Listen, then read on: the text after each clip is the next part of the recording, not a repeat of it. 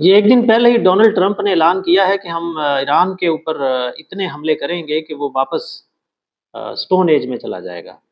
दोस्तों, ईरान पत्थर के दौर में वापस जाता है या नहीं जाता, लेकिन अगर ये सूरत-ए-हाल ऐसे चलती रही तो जो पूरी दुनिया है वो फ़ाइनेंशियल क्राइसिस की तरफ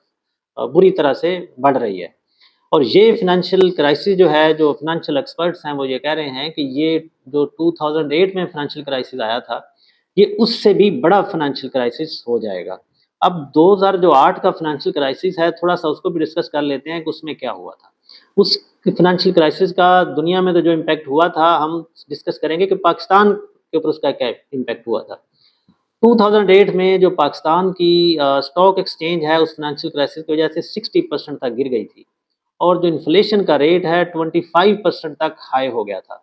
हमारी एक्सपोर्ट्स बहुत कम हो गई थी और लोगों ने जो पाक रुपी है उसको डॉलर्स के अंदर इन्वेस्टमेंट करना शुरू कर दिया था। यानी रुपये की वैल्यू तेज़ी से नीचे गिर रही थी। तो ये 2008 का जो मेजर इम्पैक्ट था, ग्लोबल जो फाइनेंशियल क्राइसिस था, इसने पाकिस्तान को भी इम्पैक्ट किया। तो अब जो सूरत-ए-हाल चल रही है, उसके अकॉर्डिंगली न्यूज़ आज सुबह ये थी कि ये फिज़िकल जो क्रूड ऑयल है, इसकी प्राइसेज़ जो हैं वो $140 फी बैरल तक जा सकती हैं और ये 2008 के फाइनेंशियल क्राइसिस से भी ऊपर होंगी। इसी वजह से वार्न जो बुफे उसने भी यही कहा है कि जो मार्च में मार्केट्स गिरी हैं, ये कुछ भी नहीं है। अगर ये सूरत-ए-हाल रही तो आने वाले टाइम में ये सूरत-ए-हाल बदतरीन लेवल तक जो है ख़राब हो जाएगी। अब दोस्तों हुआ क्या है? ये 1-2 दिनों के अंदर आपने देखा होगा कि ये कुछ मुल्क जो specially UK, France, Australia, Japan और जो साउथ कोरिया हैं, उनके जो हेड ऑफ स्टेट्स हैं, उन्होंने अपनी नेशन से खिताब किया और उसमें ये कहा कि स्ट्रेट ऑफ हार्मोज़ जो है, ये इसके खुलने के आसार अभी नज़र नहीं आ रहे और एनर्जी क्राइसिस जो है, ये एक रियलिटी है और ये मज़ीद बढ़ सकता है। और आईईए जो है, इंटरनेशनल एनर्जी एजेंसी, उसने इसके ऊपर ये तज्ज़िया किया है कि जो 70s के अंदर एनर्जी क्राइसिस था, यानी जो 1972 और 79 में जो एनर्जी क्राइसिस था, उसके साथ अगर 2003 का एनर्जी क्राइसिस भी मिला लें, अगर ये सूरत-ए-हाल रही, तो ये जो 2026 का जो एनर्जी क्राइसिस है, उन तीनों को अगर इकट्ठा भी कर लें, तो उससे ज़्यादा खराब हो सकता है, उससे ज़्यादा तबाही हो सकती है। दोस्तों, ये भी आपने देखा होगा या आप इन चीज़ों को बिल्कुल समझते भी होंगे कि जो मिडल ईस्ट है, जो गल्फ़ कंट्रीज़ हैं, इस पूरे मिडल ईस्ट से तकरीबन 30% अमोनिया, 50% यूरिया और 35% ओवरऑल जो फर्टिलाइज़र है, ये यहाँ से पूरी दुनिया में जाता है। और जो सूरत-ए-हाल चल रही है, आपको पता है कि ये जाना ज़रा अब मुश्किल हो गया है। और बहुत सारे मुल्कों के अंदर कुछ ही टाइम में नई क्रॉप्स का टाइम हो रहा है और इस एनर्जी क्राइसिस के साथ-साथ जो एक बड़ा क्राइसिस आ सकता है, अगर ये सूरत-ए-हाल रुकती नहीं है, तो वो होगा फूड क्राइसिस। क्योंकि जो हम अभी बात कर रहे हैं कि ये जो फर्टिलाइज़र है, यूरिया है, अमोनिया है, ये चीज़ें अगर नहीं पहुँचेंगी और उससे क्या होगा कि आपकी क्रॉप प्रोडक्शन जो है वो कम हो जाएगी और जब क्रॉप प्रोडक्शन कम होगी तो फूड की प्राइसेस भी बढ़ सकती हैं और उसके साथ-साथ जो पेट्रोलियम की प्राइसेस बढ़ रही हैं, इससे जितना भी कॉर्पोरेट प्राइवेट सेक्टर है उसकी कॉस्ट बढ़ रही है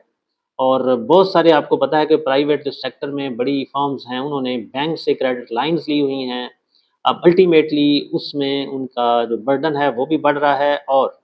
इस वजह से उनके डिफ़ॉल्ट करने का जो खतरा है वो भी बढ़ता चला जा रहा है। और इस अगर ये डिफ़ॉल्ट करती हैं, बैंक को रीपे नहीं करतीं, अब ज़ाहिर है कि मार्केट की सिचुएशन इस तरह की होगी, तो उससे ऊपर बैंकिंग सेक्टर के ऊपर भी एक ज़बरदस्त किस्म का दबाव आएगा। तो इसलिए ये जो सूरत-ए-हाल चल रही है, इसके अंदर अ, अमेरिका, ईरान या गल्फ़ कंट्रीज़ का जो नुकसान हो रहा है वो तो हो ही रहा है, लेकिन इसके साथ-साथ पूरी दुनिया में इसके बहुत ही भयानक असरात वाक़ई होना शुरू हो गए हैं और वो आप अपने मुल्क में भी देख रहे हैं कि सूरत-ए-हाल किस तरफ जा रही है। और उससे एक और भी चीज़ सामने आ रही है कि हमारी जो गवर्नमेंट है वो ज़रा पैनिक में है। किस तरह से पैनिक में है कि उसको समझ नहीं आ रहा, एक दिन कुछ प्राइस बढ़ती है, पहले फ़ोर्टनाइटली से वीकली के ऊपर है और अब वीकली से भी हमें कोई पता नहीं होता, आप रात को सोते हैं और सुबह कोई ना कोई अनाउंसमेंट नई आई होती है। कभी 100 बढ़ा दो, कभी 50 कम कर दो, इसकी बढ़ा दो, इसकी कम कर दो, तो इससे ये पता चलता है कि हमारी जो सूरत-ए-हाल है वो भी थोड़ी पैनिक वाली कंडीशन में है। तो इसलिए दुनिया की जो मुल्क हैं उनको इसके ऊपर कोशिश करनी चाहिए, जो बड़ी ताकतें हैं स्पेशली, کہ امریکہ اور اسرائیل کے اوپر کچھ زبردست قسم کا دباؤ ڈالا جائے تاکہ اس جنگ کا پرامن جو ہے آگے خاتمہ ہو سکے، کیونکہ آپ کو پتہ ہے کہ ایران کو تو آپ اس کے اوپر زیادہ ذمہ دار نہیں ٹھہرا سکتے، اس کی وجہ یہ ہے کہ ایران تو اٹیک نہیں کر رہا نا، اس کے اوپر تو حملے ہو رہے ہیں اور وہ تو اپنی صرف جوابی کارروائی کر رہا ہے، اس لیے ذمہ داری جو زیادہ عائد ہوتی ہے وہ امریکہ اور اسرائیل کے اوپر ہوتی ہے۔ اس کے لیے جو ممالک ہیں اسپیشلی یورپین کنٹریز ہیں، رشیا ہے، چائنا ہے، ان ملکوں کو ذرا آگے آنا چاہیے۔ ظاہر ہے پاکستان نے بھی آپ نے دیکھا ہوگا پچھلے دنوں کافی اس کے اوپر ٹرائی کی، لیکن ظاہر ہے کہ جو یہ ملک ہیں ان کی جو اسٹرینتھ ہے وہ اس طرح سے دنیا کے اندر شاید نہیں ہے کہ وہ کوئی پریشر پٹ کر سکیں امریکہ اور اسرائیل کے اوپر کہ وہ ایران کے اوپر جو حملے ہیں ان کو بند کریں۔ تو اللہ سے دعا کرنی چاہیے کہ یہ جو آنے والا ٹائم ہے یہ ہمارے لیے، ہمارے ملک کے لیے اور پوری مسلم امہ کے لیے آگے ایک اچھا وقت آئے اور ہم جو ہے امن کے ساتھ رہ سکیں۔ Thank you, stay blessed.